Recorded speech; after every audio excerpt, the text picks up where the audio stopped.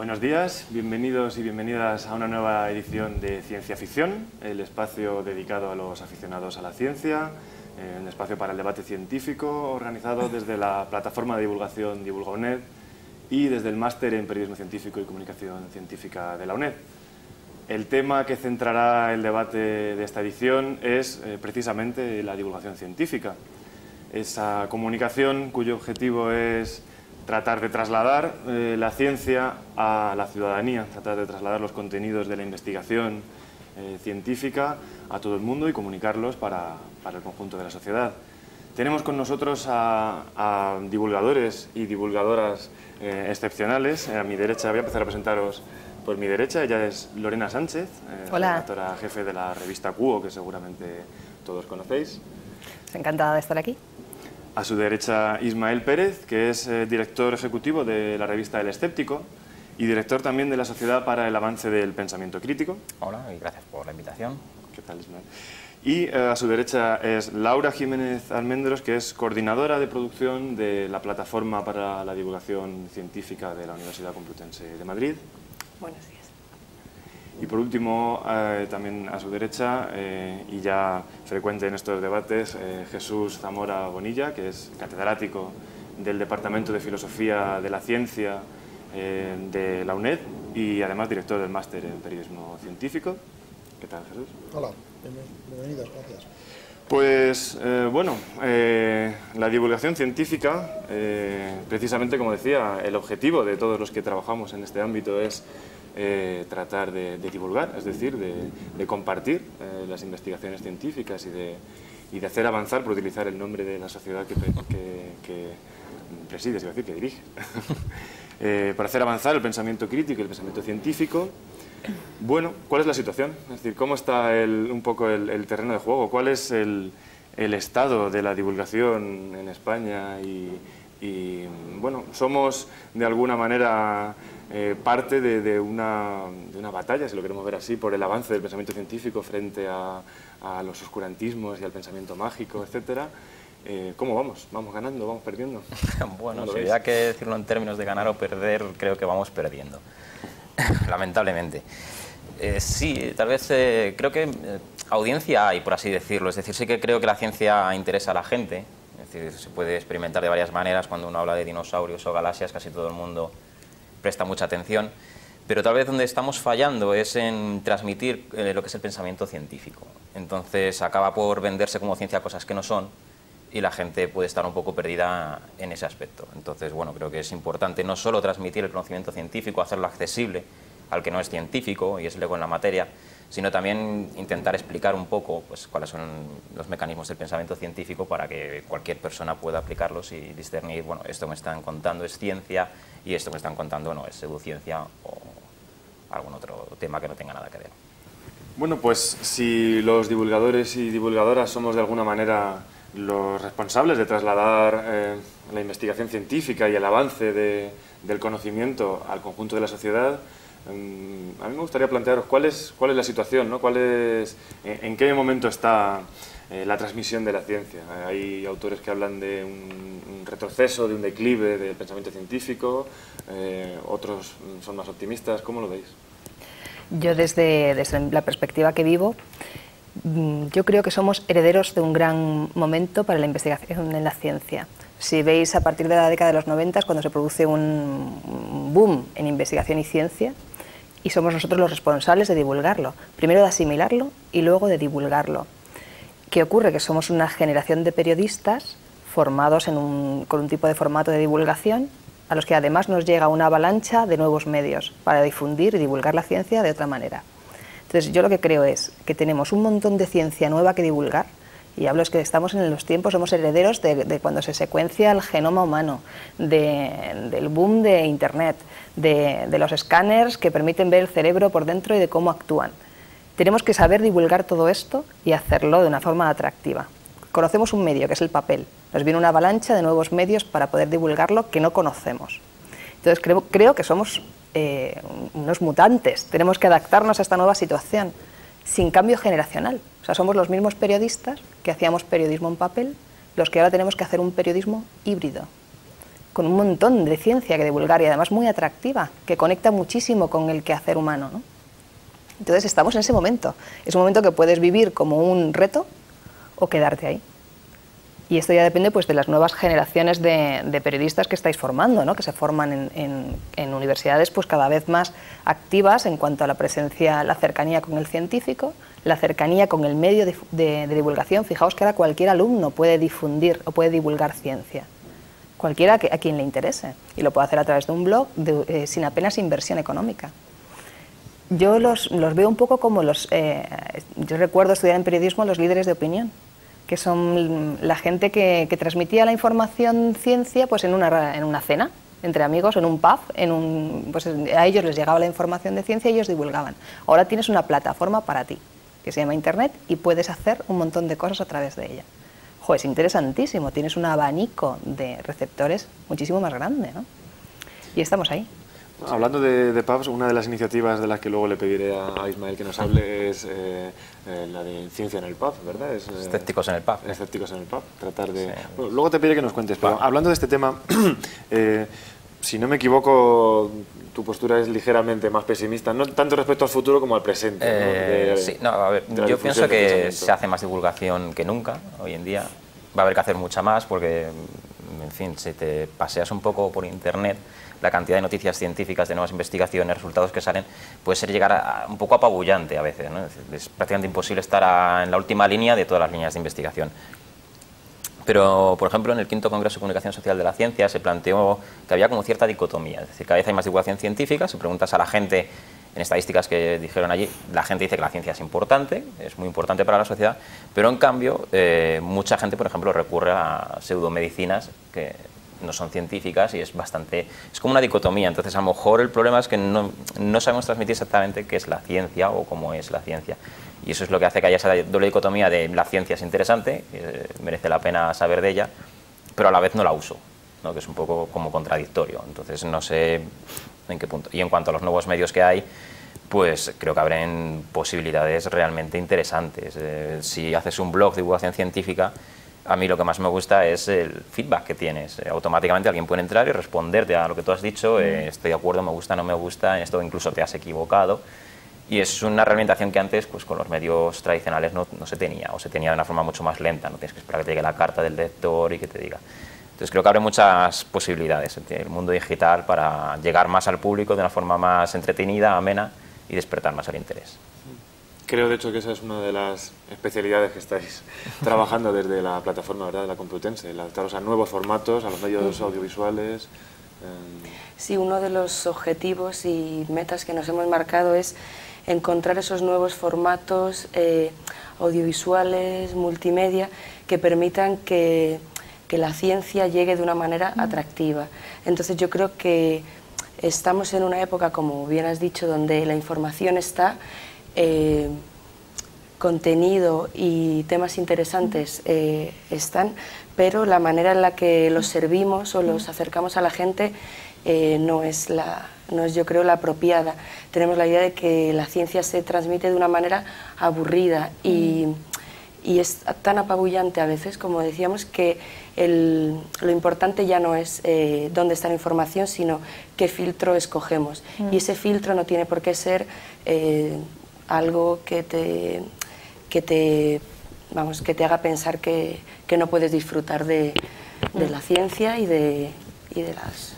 Al hilo de lo que dices, tal vez, no sé si es que lo transmitimos de modo aburrido, o lo que se ha transmitido más bien es la idea de que la ciencia es aburrida.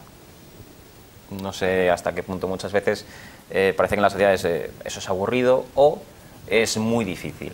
Dices, hombre, evidentemente, si vas a hacer astrofísica, fácil no va a ser, pero una cosa es hacer ciencia y estudiar ciencia, otra cosa es llevarte a un campo de divulgación en la que se va a intentar hacer las cosas más sencillas y sin perder el rigor. Entonces, creo que esas dos ideas son perniciosas a la hora para la divulgación científica, ¿no? Es como un tabú que tiene la gente antes. De hecho, yo creo que hoy se está haciendo muy buena divulgación y se está haciendo, las estadísticas que mencionabas que se presentaron en el Congreso, en el quinto Congreso de Comunicación Social de la Ciencia, pues, por ejemplo, 4 de las revistas, de las 5 revistas mensuales más vendidas en kiosco, entre ellas la que... Sí. de la que Lorena es redactora jefe, en la revista Cuo, son sobre ciencia. Y es decir, y había otra que era sobre salud y medicina, es decir, que no deja de ser divulgación. Es decir, hay un interés en ciencia. En las estadísticas, por ejemplo, sobre visionado en canales, nuevos canales temáticos de pago, también entre los 10 primeros había 4 o 5 que hablan no precisamente de ciencia, uno de ellos sí, pero de divulgación, histórica o geográfica, ¿no? De distintas maneras. Es decir, sí que hay un interés por la ciencia. Y sin embargo, por ejemplo, luego vemos, como presentaba el trabajo del profesor Carlos Elías, que veíamos en una edición anterior de Ciencia Ficción, hay una caída de la tasa de matrícula en las carreras de ciencias. Claro.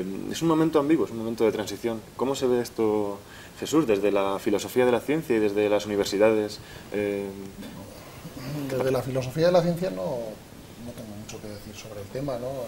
Más bien desde el punto de vista de la ciencia como fenómeno social, posiblemente sea más interesante. Sí es cierto que en los últimos años ha habido una caída en la matrícula de alumnos en carreras científicas, no tanto así en tecnológicas, pero ha sido debido en parte al hecho de que hay una caída de la matrícula universitaria en general en los últimos años. Y es por simples motivos demográficos, porque hay menos alumnos, también porque el mercado de trabajo ha permitido encontrar trabajo sin necesidad de ir a la universidad durante unos cuantos años, y entonces había menos alumnos que iban a la universidad. Y también es cierto que ha afectado más a las carreras, digamos, de ciencias de toda la vida, pues la física, química, matemáticas tradicionales, pero también es cierto que hay muchas otras carreras de ciencias, propiamente hablando de ciencias, aunque no son ciencias dedicadas a lo mejor en su mayor parte a la investigación puntera, ¿no? Como ciencias biológicas, medicina, ciencias ambientales y un montón de ingenierías a las que se han sumado a las ingenierías más tradicionales, en las que sí que hay una demanda de alumnos relativamente fuerte, ¿no? En general, además, yo pienso que, lo decía Lorena antes, en comparación con hace unas décadas, la formación científica de la población española en general pues es relativamente mejor, y la demanda de información científica también yo creo que ha crecido considerablemente. A esto ayuda también el hecho de que los medios de comunicación tradicionales, en cuanto a su formato, eran relativamente rígidos, en el sentido de que tú tenías, por ejemplo, un canal de televisión y era un canal de televisión, como mucho, bueno, tenías la primera y la segunda, y luego cuando empezaron las privadas, pues cada cadena estaba muy ajustada a buscar sus presupuestos en base a la audiencia, etcétera. Con los periódicos ocurría lo mismo, tú tenías un periódico con un número limitado de páginas y las secciones que podías incluir eran pues las que fuera rentable incluir únicamente. Naturalmente ahora sigue siendo así, pero los medios de comunicación que tenemos ahora, por ejemplo los periódicos a través de Internet, que a su vez están conectados con un montón de otros formatos, como vosotros habéis dicho, como los blogs, plataformas, etcétera.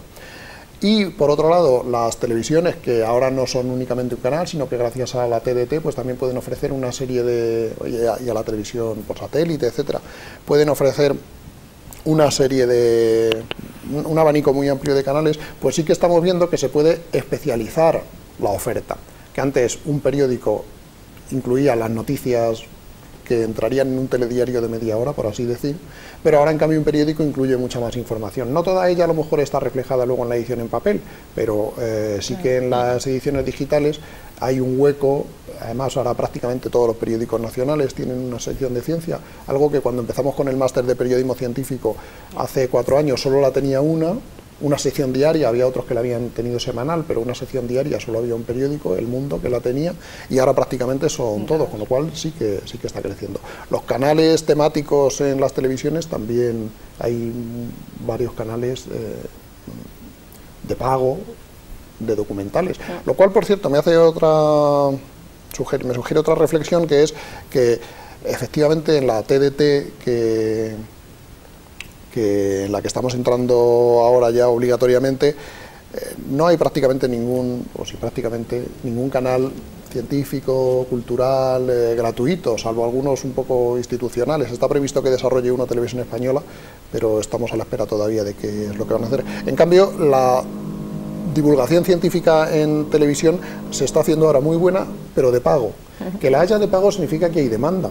Claro. Lo que pasa es que, claro, solo la puede Interés, por supuesto. consumir el que la paga. Sí, se está convirtiendo en una especie de producto un poco de élite, ¿no? Sí, exactamente. Y eso me da un poco de miedo, ¿no? Que haya al final una segmentación de la población entre los que tienen acceso a la cultura científica y los que se tienen que conformar con cosas como la noria y el fútbol. Bueno, el fútbol también hay de pago mucho, ¿no? Ese es sin duda uno de los retos que tenemos los divulgadores, ¿no? Y divulgadoras, es decir, cómo conseguir que no sea un producto solo destinado a un segmento de mercado muy pequeñito, sino que inunde el conjunto de la sociedad. A mí me gustaría preguntaros, en vuestro trabajo habitual como divulgadores científicos, ¿qué retos, qué dificultades encontráis? ¿Cómo es el día a día y sobre todo qué necesidades tiene la divulgación de cara al futuro? A mí me parece muy interesante respecto a este abanico de posibilidades para difundir lo que nos pasa cotidianamente en una revista como Cubo.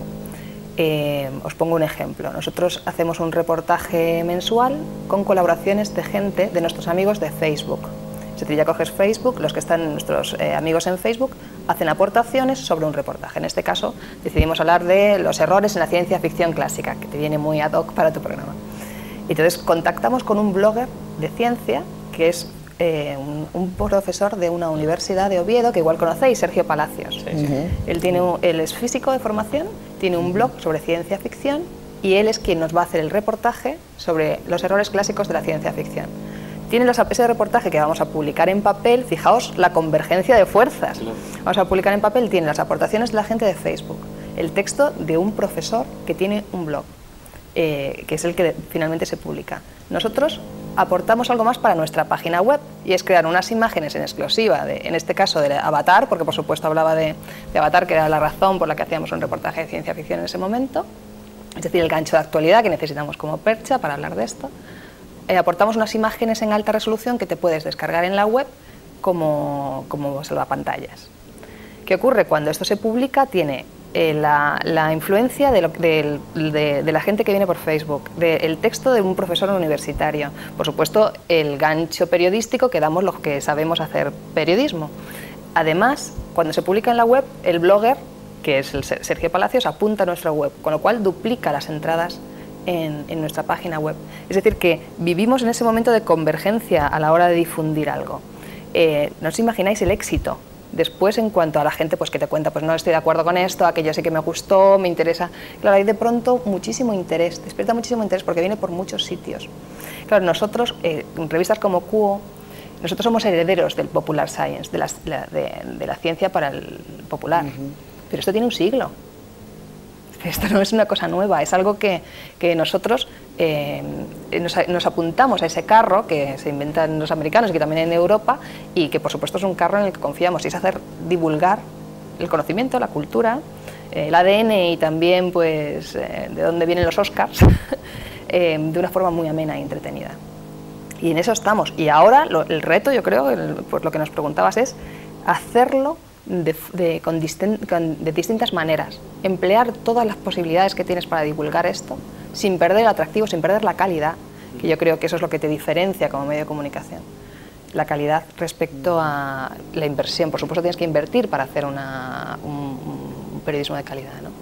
Y ese es el reto del periodista de hoy, al divulgar ciencia y al divulgar cualquier cosa, ¿no? Yo añadiría otro reto más, enlazando con lo que ha dicho Jesús, de la preocupación de si va a haber una especie de segmentación, ¿no?, de los que pueden acceder a la cultura científica, a los que no. Y es que siempre hablamos de divulgación científica en general, pero tal vez es como una escalera, es decir, hay distintos escalones. No todo el mundo necesita la misma divulgación científica, algunos necesitan el primer escalón, una vulgarización, por así decirlo, de la ciencia, muy necesaria, y luego puede haber otra clase de público que ya está muy acostumbrada a la divulgación y que les tienes que ofrecer algo más, ¿no? Es decir, hay revistas como Cubo muy interesante y luego te puedes encontrar otra revista de divulgación como Investigación y Ciencia. Claro. Son dos escalones distintos. Entonces, creo que tenemos que, por así decirlo, cuidar a los que ya están, a los que ya disfrutan con la ciencia y quieren más, ¿no?, más precisión, algo más exacto, un poco más elaborado, y a los que hay que llevar la ilusión por acercar la ciencia haciendo una buena vulgarización, y decirle, mira, esto no es aburrido, es entretenido, y además te permite entender más o menos cómo funciona el mundo a tu alrededor, que es lo mejor que tiene. Entonces creo que hay que ese reto de intentar llegar a distintos públicos, distinto tipo de gente, y ahí podemos utilizar todos los medios que tengamos, desde internet, revistas, televisión, o hacerlo en un pub, ¿por qué no? Sí, lo que pasa es que, bueno, a veces encontrar la barrera entre utilizar un lenguaje divulgativo, digamos, que tenga gancho y que sea divertido, entretenido, con un puntito incluso sensacionalista, que es la corriente hegemónica en periodismo a día de hoy. Tenemos un periodismo, para bien o para mal, que es muy sensacionalista, que va a lo emotivo, a lo llamativo, ¿no?, a lo espectacular. Y no nos podemos descolgar del todo de esa corriente, pero claro, nosotros necesitamos mantener un rigor científico y no podemos decir cosas que no sean ciertas, que no hayan sido descubiertas por la ciencia.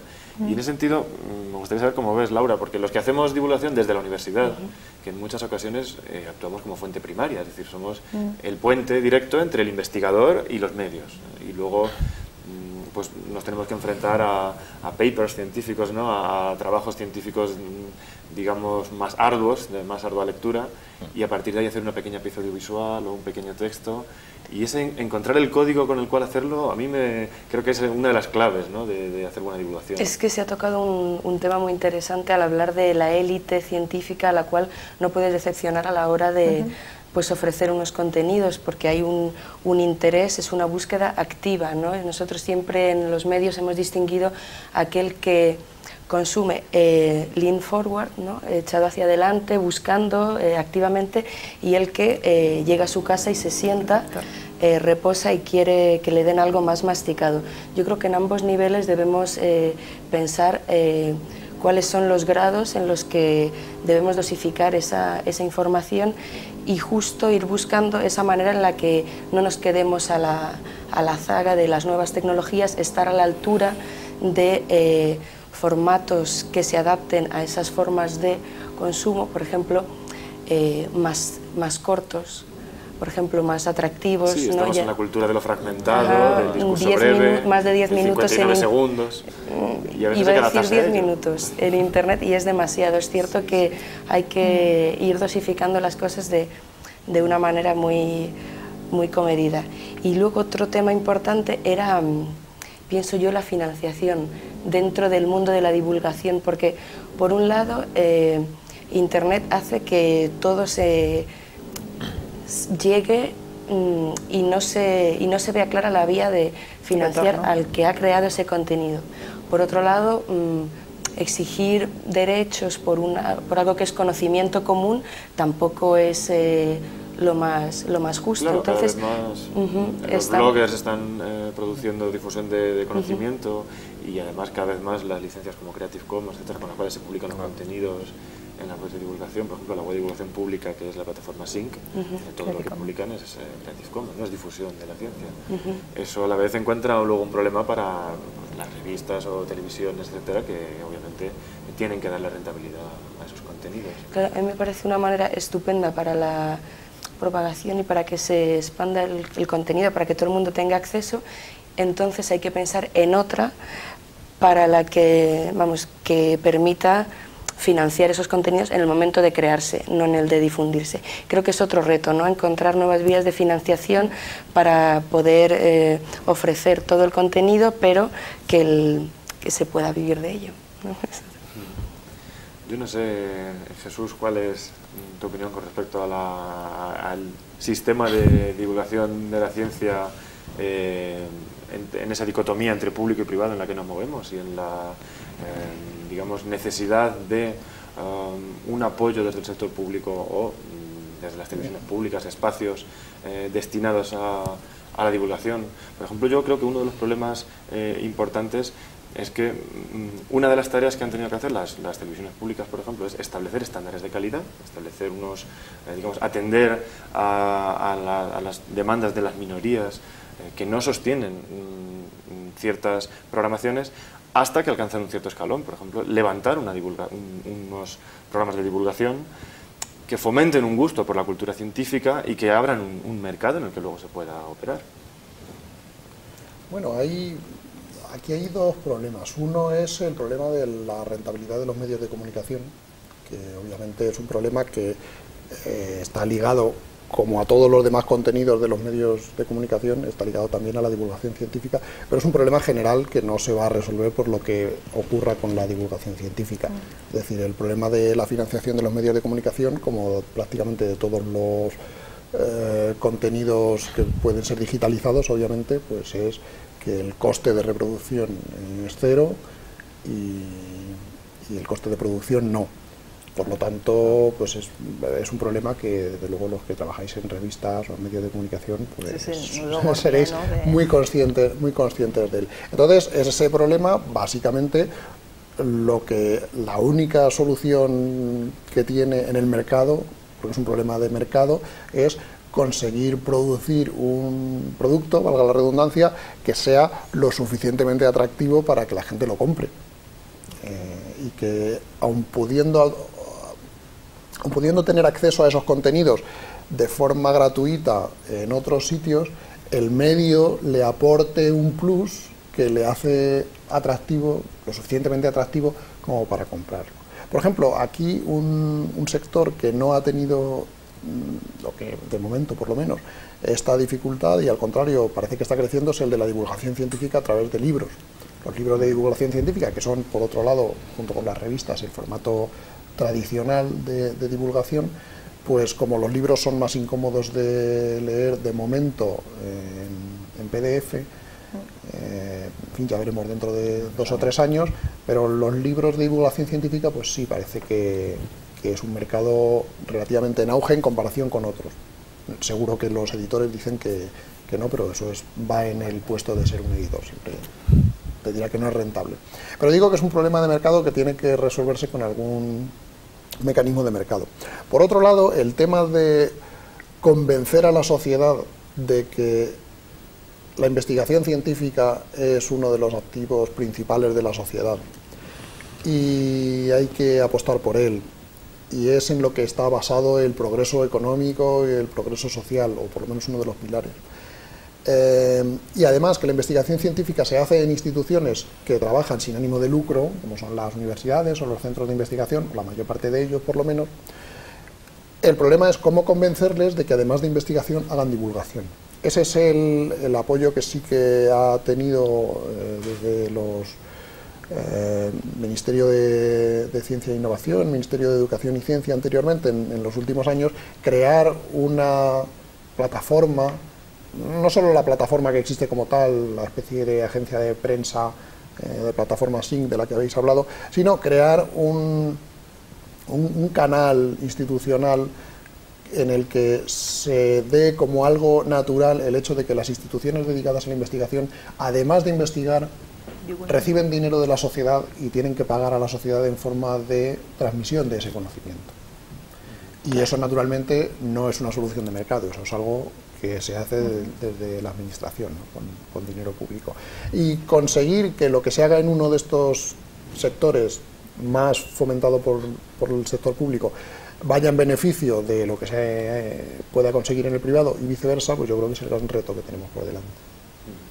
Tal vez, ya llega ese beneficio, es decir, la creación de SYNC, de FECIT y de ese intento del Ministerio de divulgar la ciencia, además la ciencia propia, es algo que se percibe y se utiliza. Es decir, si nosotros contábamos con la mayor parte de la información que nos llegaba sobre investigaciones venía de Estados Unidos, venía de Inglaterra y no de la investigación en España.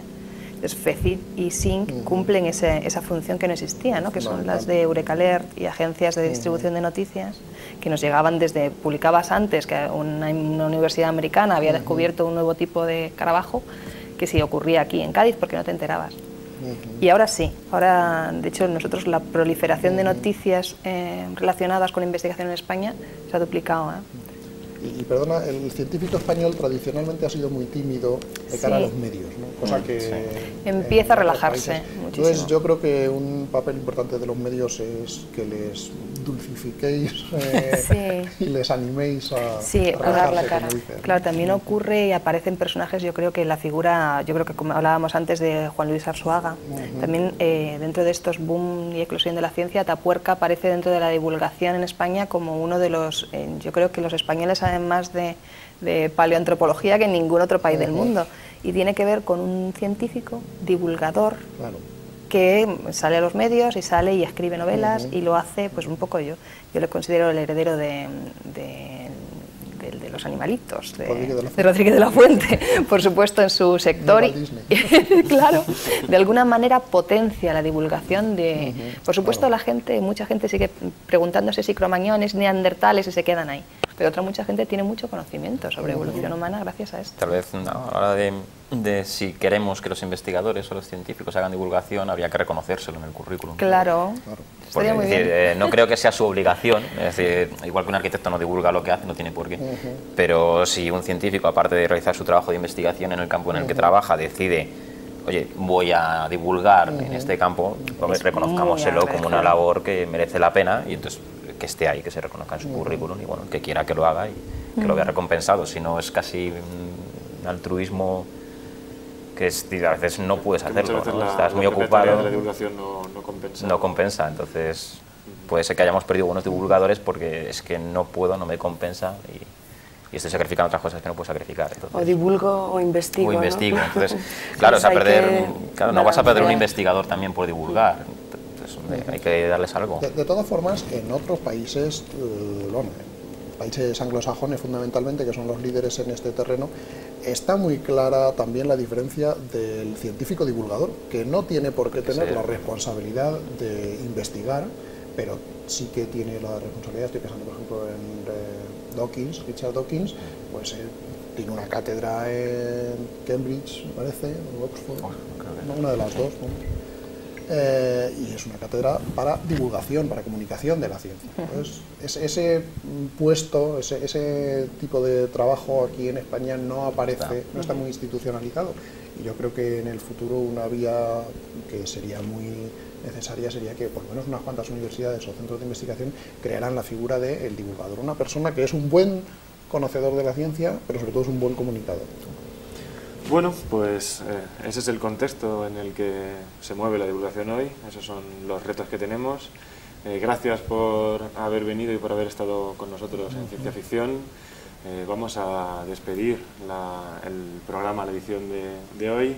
En la próxima edición contaremos, hablará sobre astronomía, le dedicaremos a la astronomía para periodistas divulgadores, precisamente para divulgadores científicos. Y bueno, sin más, muchas gracias por haber participado en el debate de hoy y nos despedimos hasta la próxima edición de Ciencia Ficción.